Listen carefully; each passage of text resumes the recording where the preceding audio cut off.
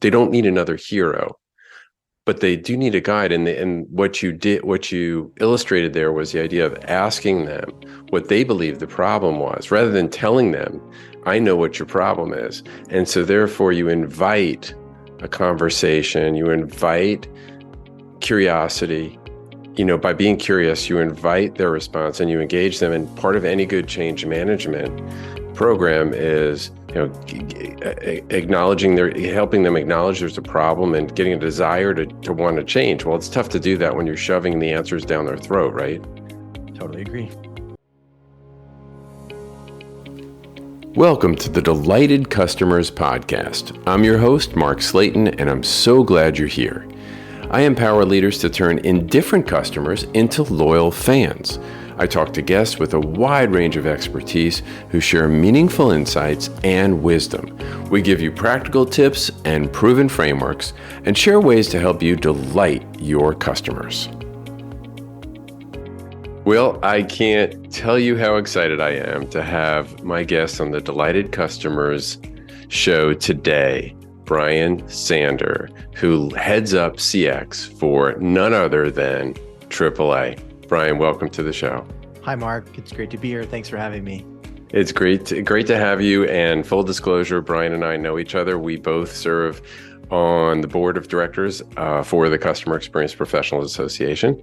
And that's how we met. But I do want to, before I ask you about how you got into this crazy world of CX, is I do want to do a plug for you, because I got to see you present when we were in Orlando, which is right around where you are, if I'm not mistaken, and see you present. And you did this thing. I love the Heath brothers. I love Switch. I love Made to Stick. I love everything they write. And you did this thing with the rider and the elephant, and you had the whole room was captivated. So I was sold. I love the way you took what they did and applied it to the world of CX. Wow, thank you. That's very kind. Yeah. So speaking of the world of CX, I mean, tell us what led up to doing what you're doing now, and what it is you actually do now. Okay. I started from the customer operations side, and I'll just give the quick journey line.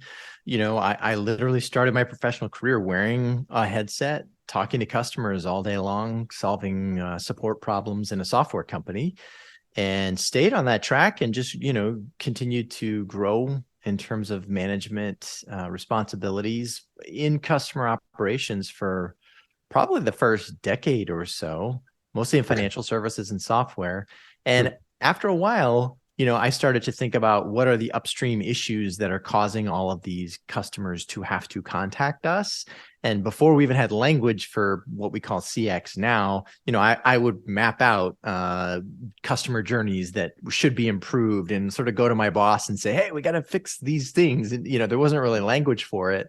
But then as the decades progressed, net promoter became more commonly used business KPI.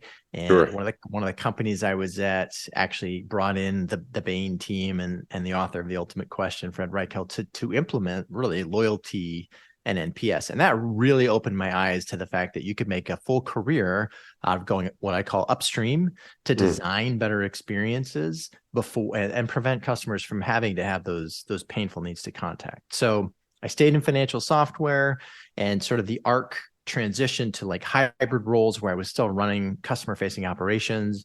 But then in a couple of software companies up in Boston, I ended up taking on sort of customer loyalty company wide and bringing in net promoter studies and creating end-to-end customer experience steering committees, and just sort of shifted my focus away from operations over to more strategic CX design. So at some point, I decided to trade blizzards and snowstorms for hurricanes and sunshine. And I found this opportunity with AAA down in Orlando, Florida. And so I've been here about 6 years, and I was hired to create a centralized CX practice for the AAA brand. The team's evolved over time, and we've combined a bunch of different things that I can break down, but I generalize as my area is responsible for measuring, designing, and improving the member experience for all of our different vertical lines of business. So what that means in terms of reporting teams is I have the CX design group. I also have a market research team, as well as digital analytics and business intelligence, and then some of our product management functions for some of our digital channels, as well as what we call member relations. It's like an executive escalations complaint resolution team, which is still an absolute gold mine of information, direct raw customer feedback that we use to drive prioritization of future enhancements to the customer experience. So that's a little bit of the journey, and that's what I'm up to these days at AAA. Okay, and it's interesting, and so that's like five or six different groups, right? Yeah, that's right. How many people are we talking about amongst all those? Yep. When I started, we were a mighty small team of two, Yeah, and yeah. give or take, there's about 40 folks in all those different areas combined that I just described. Wow. Well, I know a lot of CX leaders would trade a lot of things to get that larger group to help support their efforts. Yeah, I mean, it's been rewarding, but also comes with increased expectations for results and accountability to drive improvement. We're really happy with the AAA brand in terms of all the different ways we benchmark loyalty versus comparable type organizations. We are very often, through third-party reporting and analysis, we're very often one of the top rated, most loyal brands in the country in almost all the verticals that we compete in. So give the audience some perspective or some context of AAA. How big is AAA? Employees, customers, how many roadside events happen? Okay, sure. There's a couple of ways to describe this. So we have well north of 60 million members. We like to say 1 in 4 Americans is covered or is a member of AAA. Wow. Yeah, which is a phenomenal privilege and responsibility, but also indicative again of the brand loyalty. You asked about roadside service. We do roughly 30 million roadside service events a year across the whole country. And I'll also say that, most people hear the AAA brand and think of our hallmark service, which is, flat tires, dead batteries, help at the roadside. That's only one vertical. We have a very large travel agency business, books, multiple billions of dollars of travel per year. We also have a very large financial services business, including banking and credit cards. In fact, our members have access to one of the best no-fee credit card offers in the market, as validated by independent services that look at that sort of thing. Beyond that, we also have a large insurance business, both life and P&C. And then we also have a vertical we call discounts and rewards. Most people will be familiar with show your AAA card and save was the old language. Oh, right. We have thousands and thousands of national partnerships that are extremely beneficial to save our members much more than the cost of the annual membership. So point here being, it's not just the roadside service business, but AAA is quite a large and complex organization with many different verticals. Wow. Well, that's 30 million events a year. That's like 1 out of every 2 members. It probably doesn't break down exactly that way, but still. Right. Yep. Wow. Okay. So when you think about, you just shared your track from financial service software to other software, loyalty metrics, and then working your way away from the software side to the CX side, really. What would you say to the CEO or CFO who may be listening, who is wondering whether they should dedicate a capital investment to CX? Like, why should I do it? Oh, sure. I like to say customer experience management or CX work may be the ultimate growth hack. And what I mean by that is, the data is in, and, we look at data, but we also get data from, Forrester, Gartner, they all have sort of similar reporting that shows we now have decades of data showing companies by how strong their customer loyalty is and correlating that to how high their financial performance is. And it's no longer just a thesis. It's now well proven that, industry by industry, those companies that have the highest customer loyalty, the best customer experience, are also the strongest long-term financial performers. So to me, I like to use language to describe the CX work as an accelerant to business outcomes instead of a bolt-on or something else we have to do. That's the framing I often use. Yeah, an accelerant to what we're trying to accomplish. Yeah, you bet. So there are a lot of people who get into the CX space. We're talking before we started recording because they're connectors, they're service oriented, they're people, and that's an important aspect of the work we do. Make the customer's life better, but it is about much more than just the warm fuzzies of making the customer feel better. Sometimes I remind my audiences that I'm formally trained as an accountant. That was my undergrad degree. So, the bottom line calculations are always going here. And honestly, I truly believe that, delighting customers is the best way to long-term financial results that outperform competitors.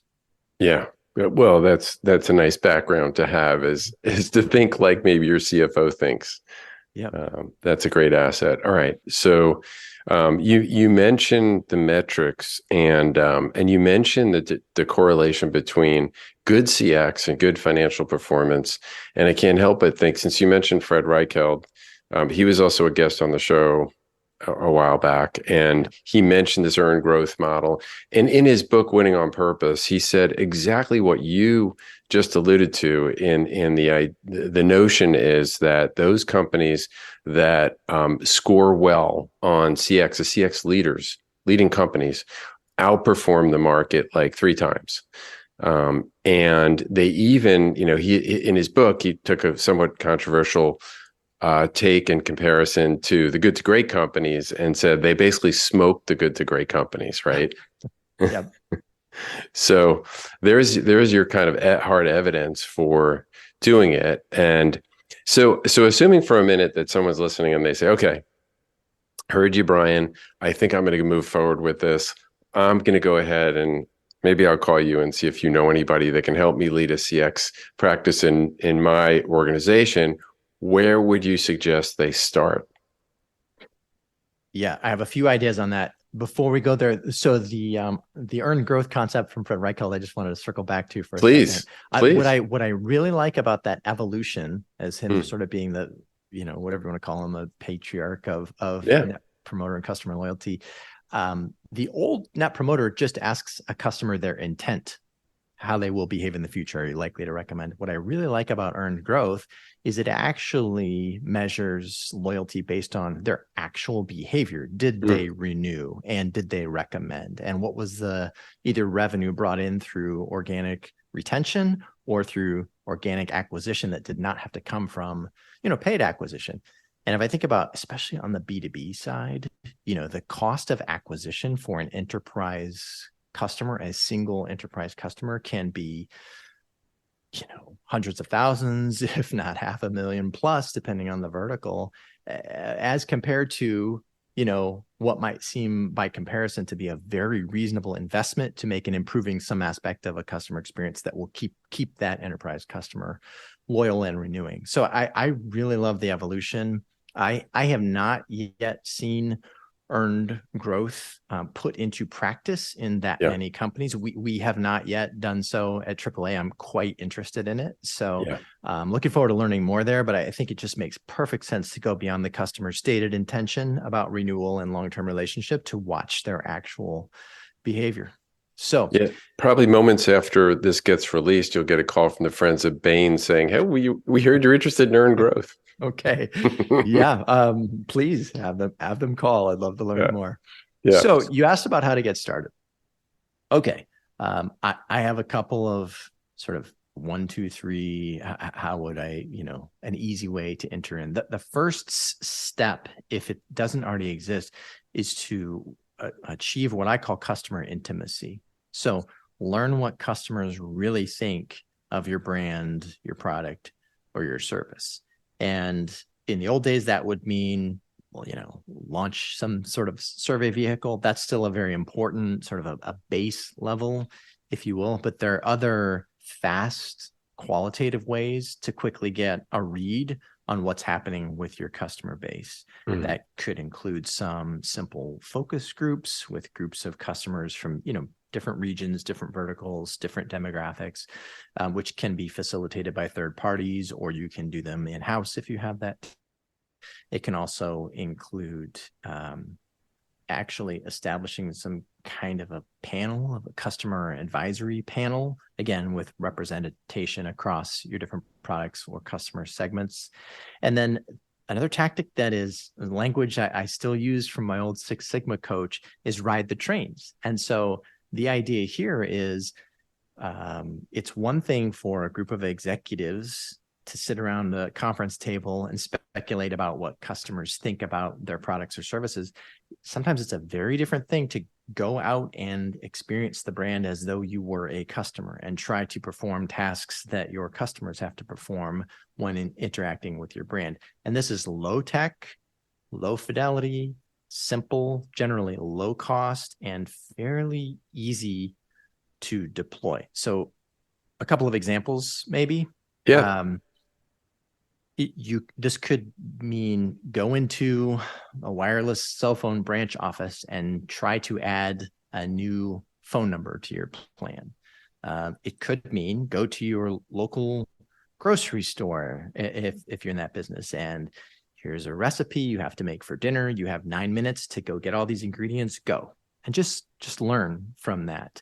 At AAA, one of the things that we very much like to do is we encourage leaders to actually get in a tow truck and do ride-alongs. And so, that can just provide a wealth of information about the tech that's in the service vehicle that our driver is using to go fulfill service on the side of the road, but also about the member, the member who is experiencing, let's say, on the side of a high-speed roadway at rush hour with groceries spoiling in the back seat, or small children in the car. It just makes much more viscerally understood the experiences that you're delivering. So I could keep going on and on and on, but the point about ride the trains is it just provides this rich qualitative insight that can get you started and then can help you know where to focus. So that's a lot on customer listening, basically. But if you don't have both a systematic survey feed of data and then also some of these qualitatives that I mentioned, I would say that's the very first place to go. I have more, but any questions on that? Yeah, no, I just want to quickly affirm what you said. I worked at a bank for about a decade, and one of the things we did was just that. We had the executives, called it executive listening, had them come to the contact center and put the headsets on alongside, like ride shotgun. Yep. And they noticed not just the challenges that the customers had with day-to-day stuff, like what they were calling about, but the challenges for the agents who had to access 7 different systems to get an answer. Oh, and by the way, one of them, there was no synchronous, so they had to call and wait for a call back from the business partner, and frustration they could hear. It ultimately, in the customer's voice, it ultimately led to the final push, I think, through a major enterprise-wide CRM type system that costs over $1 million.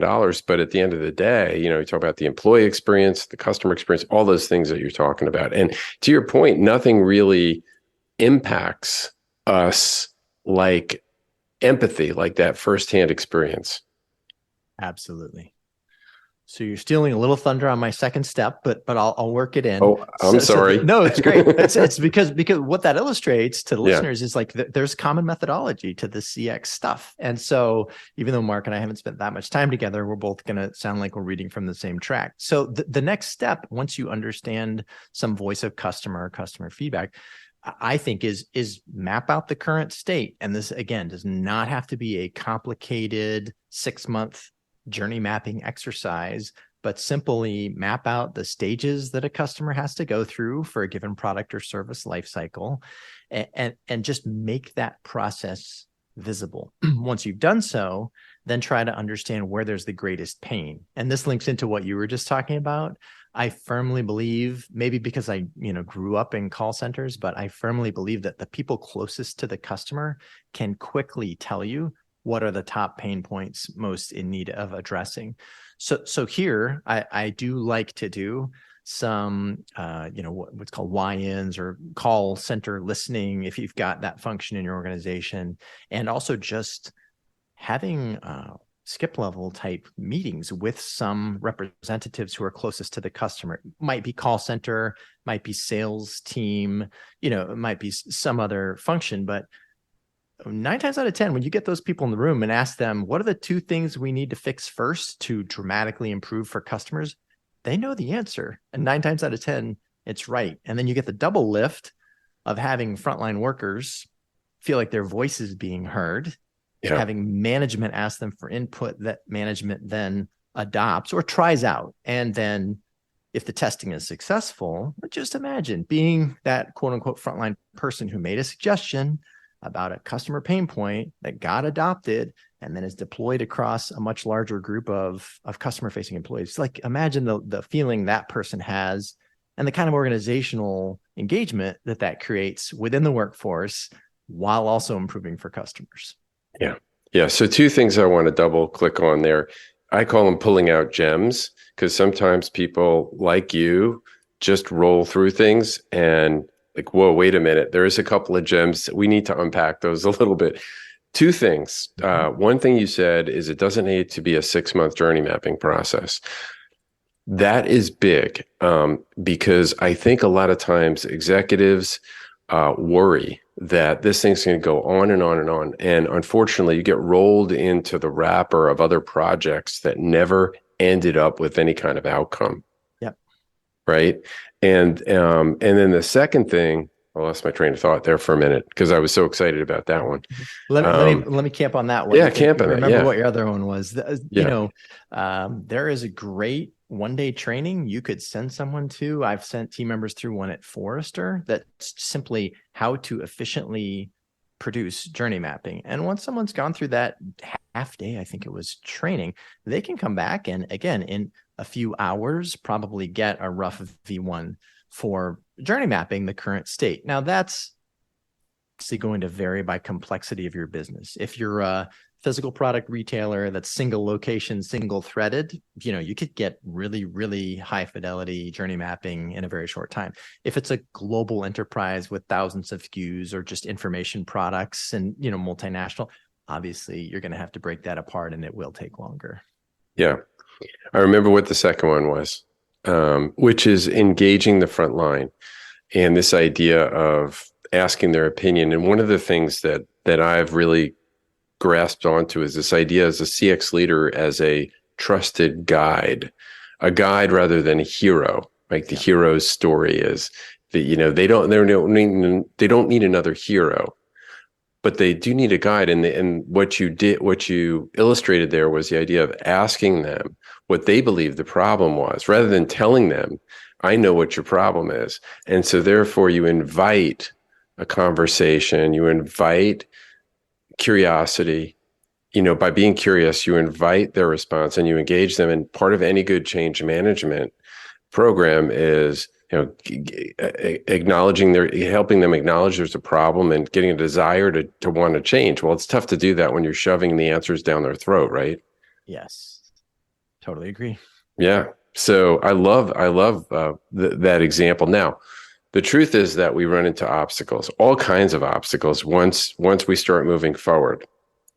One simple reason why, and there's a bunch of reasons why, one simple reason why is people don't like change. Now, if you were in financial services, bankers hate change, right? But people in general don't like change. So when you run into, whether it's just a aversion to change or other things that happen, competing priorities, what ideas, what recommendations would you have for people? Yes.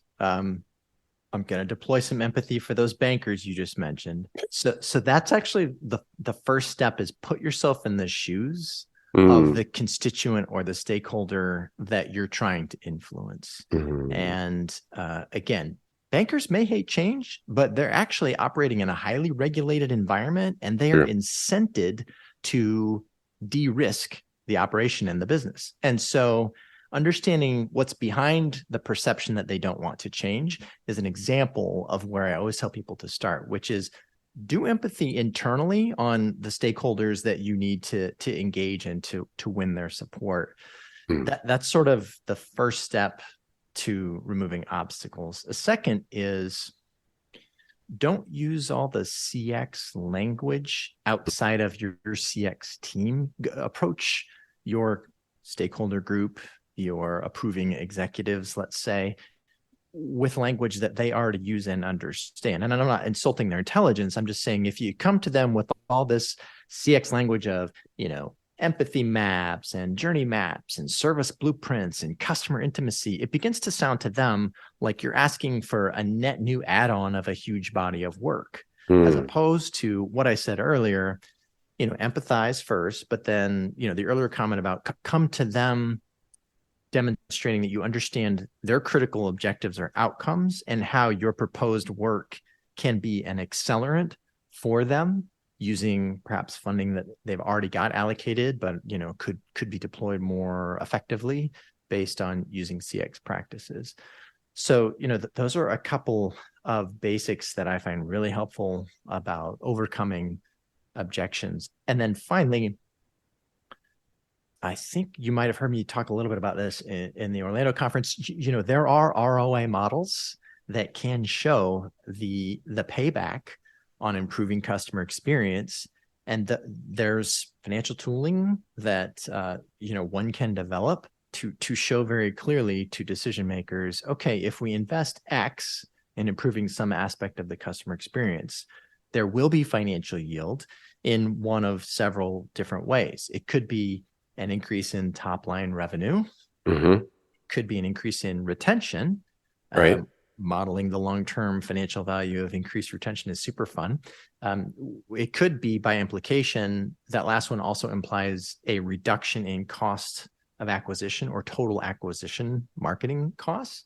And it also could be a reduction in operating expense. So we improve a customer pain point that they were calling us 1 million times a year about. They no longer have to call that 1 million times. Well, 1 million less calls into an operations center is actually pretty significant OpEx savings. So that's the third recommendation around the obstacles is, there are ROI models that one can use. Yeah, no, those are great, great, simple things. Now, Bryan, if we use the ROA model, right, what are some ways that we can, and you kind of alluded to them, but we can tap into not only the right side of the brain, but the left side of the brain as well when it comes to trying to get buy-in from executives? Oh, sure. There's, I think you mentioned at the top of this podcast, the Heath brothers. I really like the book Switch. Yes. They really have a good framework for thinking about change management and how human beings process change. And one of the main models in that book is that, people have sort of an emotional decision-making component and a rational decision-making component.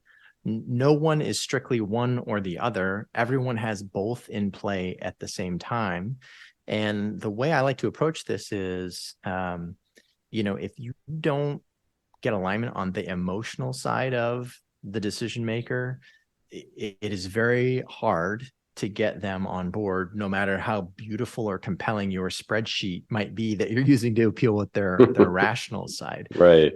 And so there are some storytelling tactics that I like to recommend for getting that emotional connection. And let me see if I can remember these just off the cuff. So one is using the hero's journey as a storytelling model where the customer is the hero. And, typical hero's journey, they have an objective and they have barriers they have to overcome. Well, if you frame that as, the customer is our hero in the story, they have an objective X and they encounter these barriers with our brand, that can be an emotional connection point. I've seen this work really well in healthcare. So I guess that would be patient experience instead of customer experience. But, I've seen this done where, for example, the hero is an expecting mother. And, the hero's journey is that last, let's say, 48 or 24 critical hours leading up to and during and right after childbirth. And so you can imagine suddenly this becomes, from a patient experience perspective, you're mapping out everything that happens in that window of time. And, it's very, very visceral. So that's one, is this hero's journey construct. Another is competitive pressure, sort of showing your decision makers that, hey, our primary head-to-head competitive brands X, Y, and Z are already offering these enhanced experience ideas that we're trying to pitch internally within our company. And so you have to read your audience. You have to, get a sense if that's going to motivate with your constituents or not. At AAA, we have in our automotive vertical, we have one particular competitive brand that is sort of like the largest named competitor.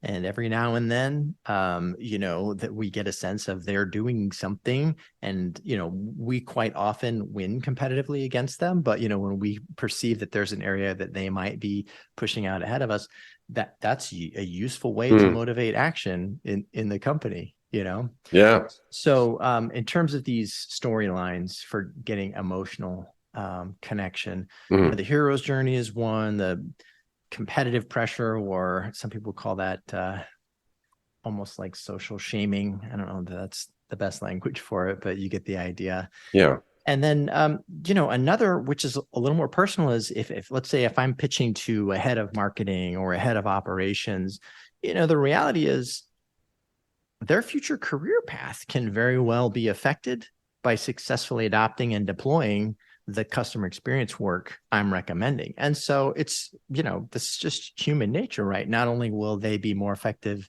with the results for the function they lead, but it can very well help them with either career advancement or, even just their own bonus scorecard items, perhaps, depending on the company.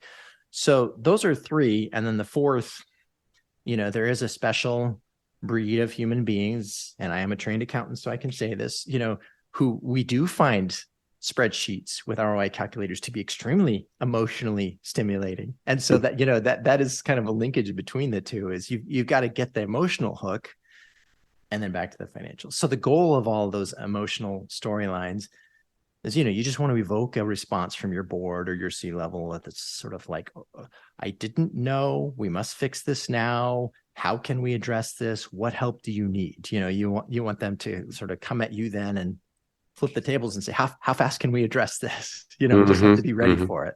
Yeah. Connect the dots here with the analogy the Heath brothers used with the rider and the elephant. Sure. I'll see if I can do this justice. So they use the visual of a human being, a rider sitting on an elephant, riding an elephant. And their point is, if you think of that elephant as the emotional side of a decision-making, and you think of the rider as the rational, analytical side of decision-making, their point is the rider, the rational side, could have the perfect ROI spreadsheet, the perfect project plan, the perfect timeline, the perfect implementation roadmap, all the rational things that you would need. But the visual of the rider sitting on the elephant is saying, if that elephant is not agreeing to move, in other words, if you haven't gotten the emotional traction, the elephant side of the equation, that rider's not going anywhere. And so I don't know if you want to add to that, but that's sort of my net of how they talk about that model in the book. Yeah. I mean, I heard it said another way. I agree with what you just said. I heard it said, all buying decisions are based on emotion and justified with rationale. And that's a little bit of an exaggeration, but even the example you gave of the ROI calculator being an emotional connection for someone who's an accountant or a financial person, there's still you could feel the emotion come when you see those numbers work out the way you'd like to see them. For sure. And that's kind of the survey of the land when it comes to a key stakeholder analysis, is really understanding that each person is an individual, and there are different things that really connect with different people in your audience. And especially if you're doing any one-on-one stuff, that you want to make sure you speak to each person individually, and not about what jazzes you up, but really what jazzes them up. Yeah, that's exactly right. I mean, if you're a CX practitioner who already has the skills, oftentimes we forget to do CX on these internal clients. We focus so much on improving for the end customer. Yeah. So that's another soundbite I like to use a lot with my team, is just like, don't forget to do CX on your internal clients, meaning do empathy, understand their priorities, needs, wants, drivers, right? And go from there. And that brings down a lot of walls, just that one step. So why is it, what are some of the common mistakes? And I kind of alluded to the one, which I admitted I was guilty of, which is, hero versus guide. And I guess I don't know, got so gung ho and the temptation to throw out all this language to somehow impress people. And it's not what they're going to be impressed by. Yep. Yeah. So what are some common other mistakes that CX leaders make that we want to avoid? Well, I think biting off more than you can chew is pretty common, and so I'm a big 80-20 principle person, and I think there are those high impact items that disproportionately move the needle. And so I think having a little bit more patience up front to make sure that you're really understanding the system that's in operation. And I don't mean technical system. I just mean, the system of cause or multiple causal factors and then ultimate effect, and really have your arms around that before you start trying to go execute things. I also think starting, said maybe a different way, starting with a smaller scope where you're a little bit insulated and where your risk is a little bit lower. I also like, if you have, multiple functions or business lines or verticals, I like starting with one where you've already got existing or strongest relationships with the top leaders who are running that function. So those are a few things that I think can be helpful to kind of nurture the CX practice as it's growing and establishing credibility in the business. And that's exactly what we did at AAA. We started with one vertical, with one particular issue in question, and had some very significant success with that, which resulted in, that business line, that vertical asking for more, and then other verticals and business lines sort of saying, well, what could you do for us? Yeah. I want to ask you, before we get to this next question, about maybe the biggest aha that you took away so far in your CX world is, what do you do, or how involved are you when things really get tough, when the capacity to serve customers doesn't quite equal demand? And I'll share a personal experience with me. So my mom lives down in Florida with you. She's a little further south, and she had an accident. A lady cut in front of her, and she ended up getting an injury to her legs. She's okay now, but it was a long recovery. Anyway, I had to get involved and fly down there and get the car towed from the junkyard. Sadly, it was that bad, to her house so that they can do a claims adjustment on it and tell me it was totaled, which we already knew. And so waiting for that car was like, what was interesting is somebody's coming and they're on their way and then they're not, and what happened, and I'm sending another driver, and I'm thinking, it's a summer, it's Florida, it's 92 and humid. What if it was her? What if she was still in the accident and wait? So I was just thinking, it can't just be AAA, it's got to be other people. But I think there was maybe a labor shortage, or compared to the demand of people getting in accidents and needing roadside assistance. What do you do? And from a CX standpoint, can you do to help out that situation? Yeah, you bet. What year was that? I'm curious. So that was about a year and a half ago. Yep. So sort of a couple of things here, and this might get into a little bit of the operational weeds, but again, with 30 million service events a year, we have massive operational teams with huge complex forecasting and labor supply models and strategies in place that overlay against all the economic factors, and even like post-COVID, which would have been that time frame. So there's a lot on the operations side that's done in near real time. And not only that, I want to make sure I say that, we have very close relationships with all local law enforcement and emergency responders. So anytime it's a life-threatening situation, there's certainly prioritization and bringing in all the right parties, which is, we do an exceedingly good job of that.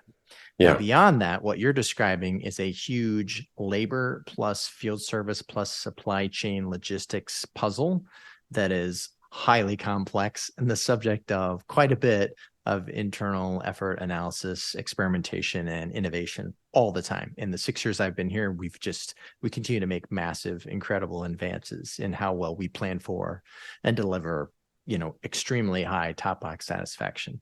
So where my team comes into play now on that is we do maintain a very large transactional base of surveys that come in off of those roadside service events, specifically to your example. So we receive something like 3 million survey responses a year. Wow. And, that gives us tons of real-time feedback. We use one of the major loyalty platforms to manage all of that surveying and data analysis. And it includes real-time flags for customers who survey and indicate that, it was the, bottom box, those go for immediate follow-up and action. And beyond that, on the operations side, we monitor those 30 million events as they're unfolding in real time, especially to see which ones we should flag because they have certain characteristics. So extreme severe inclement weather or extreme heat, different times of day, different factors about who is in the vehicle or what the conditions are. Those things are all monitored in a systematic fashion to flag and escalate. And there's lots of ways that we try to control for that. So again, I knew I was going to go a little bit deeper operationally based on the question, but am I getting at what you asked? Yeah, no. And I think there's a good kind of lesson for somebody who may be newer to CX is that it all works together, that you need to have methodology in place. And like you said, like it's a work in progress. You're continually tweaking and working and learning from what you've learned and trying to make adjustments. Yeah. All right. So that the question I was leading to, and I don't know if it's connected to the last question or not, but you've been doing this for a little bit of time, to say the least. What's your biggest aha? Wow. So this is the what advice would I give my younger self kind of a question? Yeah. Okay. I would tell my younger self several things. Be patient. Remember that people are people first. So engage in the human side with the empathy steps that we talked about earlier in this conversation. And, you actually mentioned another one, Mark, which is, you let go of the idea that there's a single right answer that the leader must know. And, we see more and more of this in today's work environment. We talk a lot more about psychological safety and comfort with admitting the unknown. The agile frameworks talk a lot about, rapid iteration, which requires comfort with failure or with testing and, modifying on the fly. So this idea of flexibility and that it's an iterative process that ideally works best when people closer to customers are running those iterations, as opposed to this sort of old school model that a single wise top leader is going to have all the right answers.